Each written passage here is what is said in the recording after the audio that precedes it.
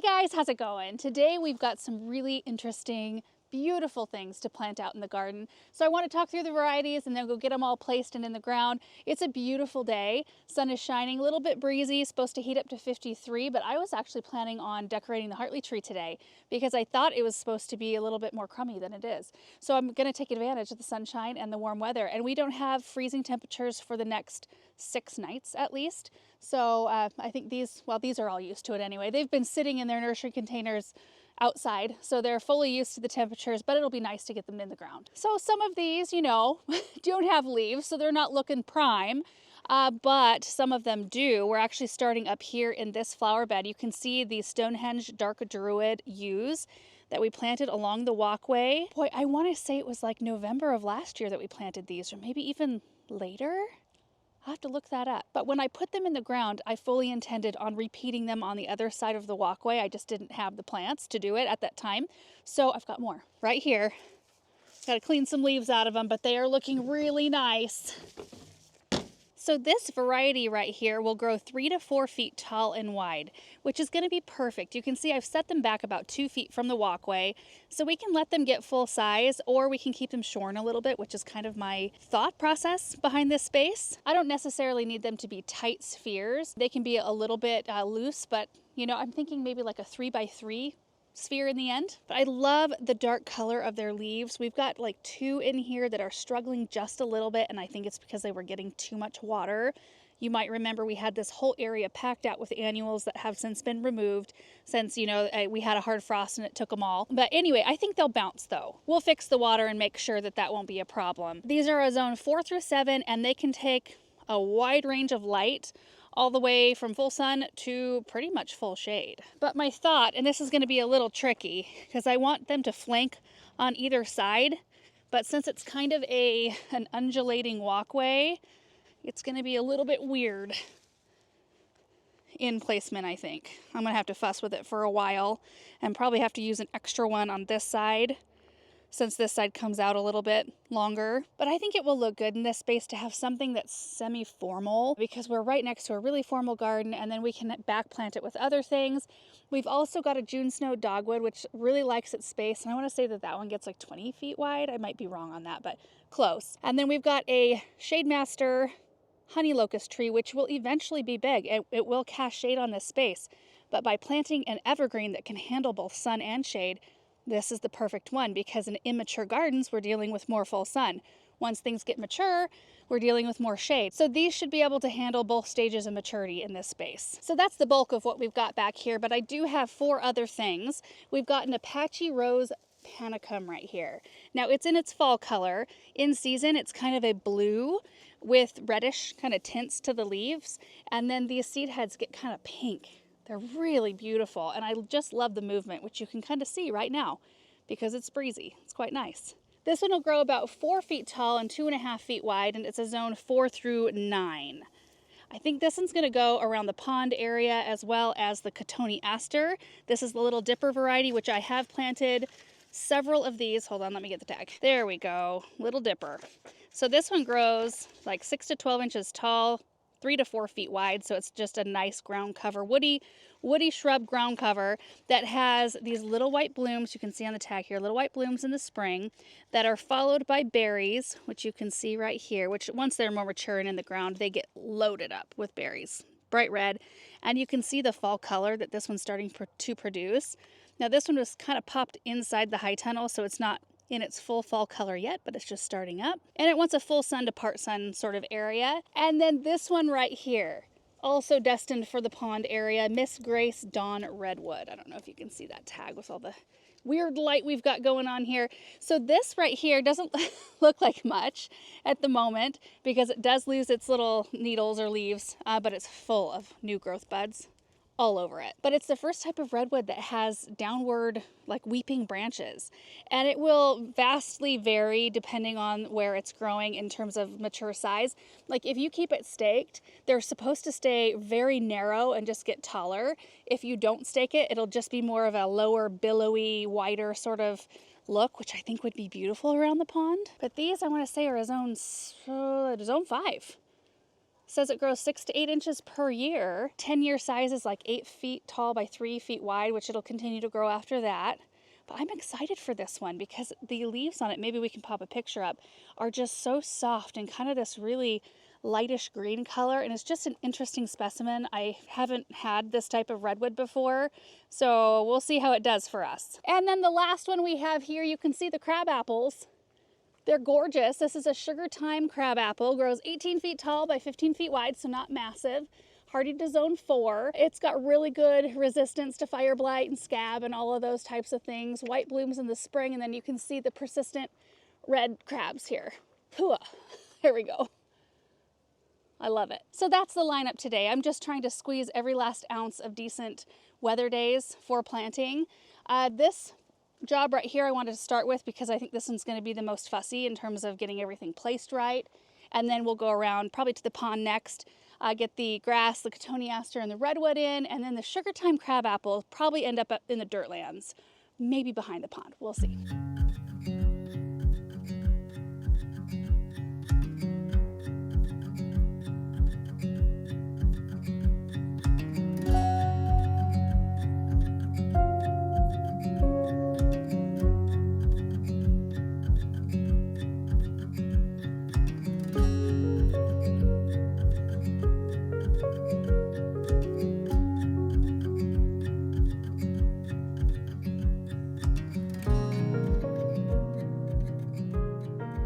Oh my word, you guys. So this is an interesting kind of a conundrum here, because when you are trying to flank evergreens on a twisty pathway where the pathway twists in, you have to put things closer together, and where it goes out, you have to spread them further apart. And I'm so used to things being very balanced and exact.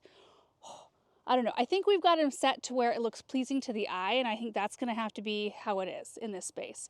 And if it is horrible and we hate it, we can always dig them up and move them somewhere else. But I think I love it. I think it's going to be really great. And honestly, I think accommodating for the curves, it looks proper. I don't think it'll register, especially once we have more things planted. And next year, I don't plan on coming in here with annuals. I think we're just going to come in with perennials so that we can really monitor the water in this area.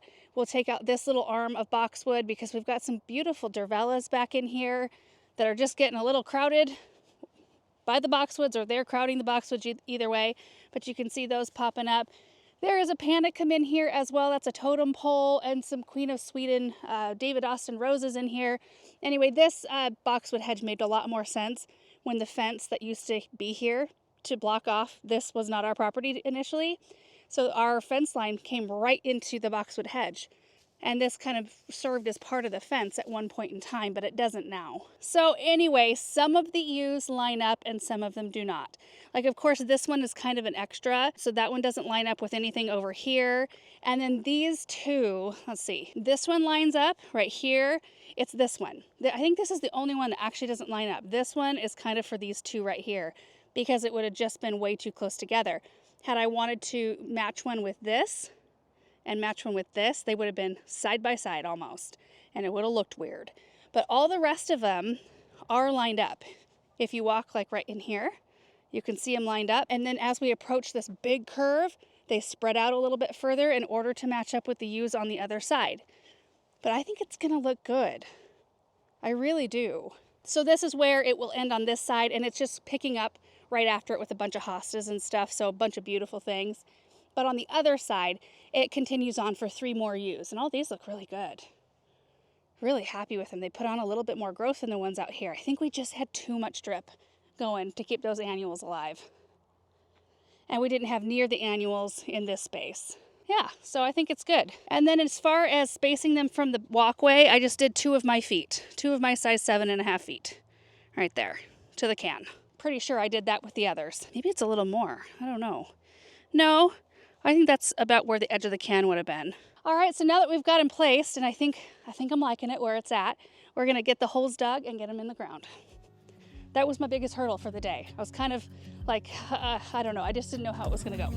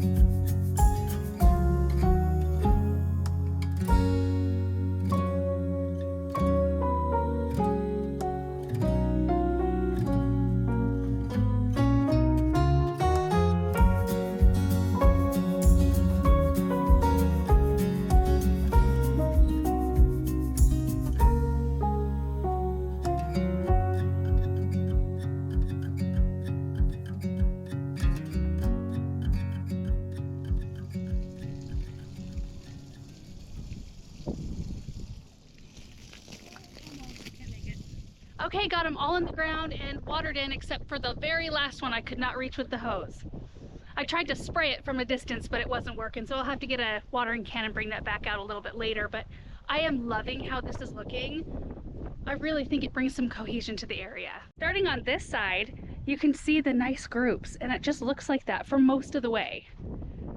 Just nice groups flanking the pathway, looking beautiful, and bringing that much needed evergreen element to the other side of the walkway. And then hopefully these start coming back from their waterlogged summer, because these, oh my gosh, look so much better. Oh my word. I also love that you can see the Jubilee Weeping Alaskan Cedar now. We've got to get that Maximilian sunflower out of here this next spring. This big clump right here, it is amazing. I mean, it's a big clump, but it's not as big as you would think when you see the foliage canopy. Some of you might remember when we just cut it back. I mean, it was just absolutely massive, and I had to get loppers out because these stems are so woody and thick and tough. We need to dig this out and move it. I should probably just pick out a day in the spring and put it on my calendar. Move Maximilian sunflower, because I tend to forget those sorts of things. Okay, let's go toward the pond area next with the redwood grass and the cotoneaster. Oh gosh, that's pretty. I love it. We got to figure out something to plant that's permanent, that hides that water stuff in the middle in those boxes. We'll have to think on that, because it's also going to have to be something that can do shade from the locust tree there too. Our fall/winter pots are looking beautiful. There's one in the sun. Loving these.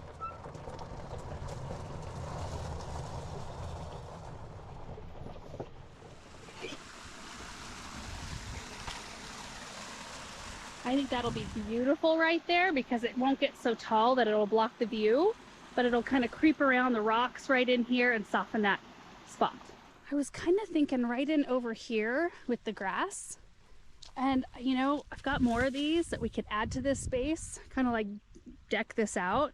We don't have that texture over here, so I think that would be nice.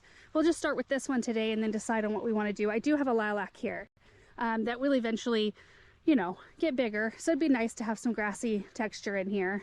This one's going back behind the new stream area, but kind of behind a rock, right tucked in behind this tallish rock, or I guess to the side of it.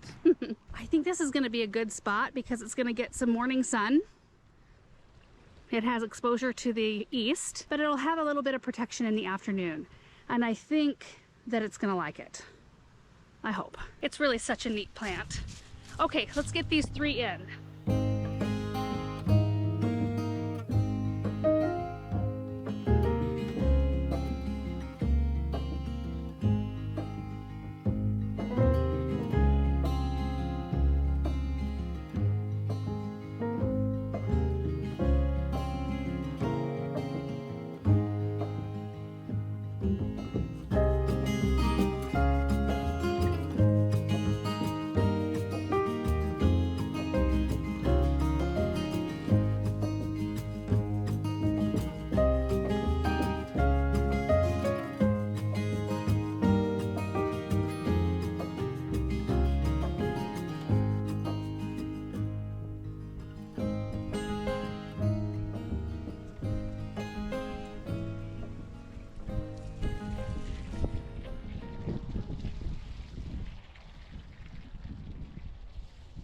Starting off with the one we planted last, here's the Prairie Rose Panicum, looking absolutely stunning in this spot. I love it. Love it. I'm using grasses a little bit heavier around the pond and stream area because I feel like they lend such a natural look. And I like to use them in other areas of the garden too, but not as many as I've used in this space. I mean, if you look over here, you can see there's Pennisetum, there's Miscanthus, I think that's a Miscanthus. There's some Blonde Ambition up there, there's some Black Hawk something. I cannot remember the botanical name for this grass, but it's an awesome one. There's another Miscanthus, there's Carex here and there. As we walk toward, yeah, there's a Carex right there. There's some Northern Sea Oats. There's another Carex, and then these are Miscanthus as well. And we've got a bunch more Blonde Ambition planted up around that end of the pond too. But here's the Cotoneaster. Isn't it pretty right here? Oh, I cannot wait to see it fill in this space, and it's just gonna kind of go over the stone a little bit. You'll still be able to see some of it, But the goal is in the end to soften all of these stones. Spencer's back there just having a ball in the dirt pile.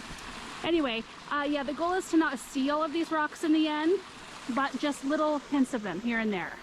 So like we've got that deodar cedar, that's supposed to get 10 feet wide. So it'll really cover a lot of this. I think it's gonna be gorgeous. It already is gorgeous. But plants just add that extra oomph. And then here is our Dawn redwood, looking much like just a stick. Hoping for the best with this one, you guys. I don't know, we'll see what happens, but I think this is a good spot for it. And you'll be able to see it, you know, from down below. I'm thinking I'm gonna plant more of the Blonde Ambition through this area and maybe even bank it around the big spruce here. It's just such a wonderful grass. You having a good time back there, dude? I'm especially loving your socks and flip-flop combo. Yeah, that's looking good, dude. Okay, the last one to get in the ground today is the Sugar Time Crabapple. I do need to run inside because I've got some dough rising for rolls tonight for dinner, so I need to do my next step there. So I might grab Aaron while I'm in there and see if he wants to come out and pick out a spot with me for the crabapple. Okay, well, Aaron said he didn't have an opinion if it's a sub 30-foot tree. So I've chosen this spot right in here because we've got a nice blue spruce going on. There is a Sensation box elder. I think popping a tree right in here will look really nice. You want to bring it over here? Sure. Right there. Yeah, that's a good spot. Right there. Okay, ready? Yeah.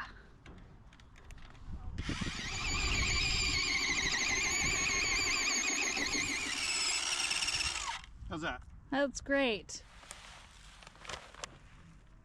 Daddy, Yes. you want it up or down? Okay. Up or down? Up. Mama, he wants it up. Okay. I got it. And there it is, planted, looking awesome. I like it in this spot, Aaron. Yeah, it's great. It looks really pretty. It'll look prettier with leaves on it next year.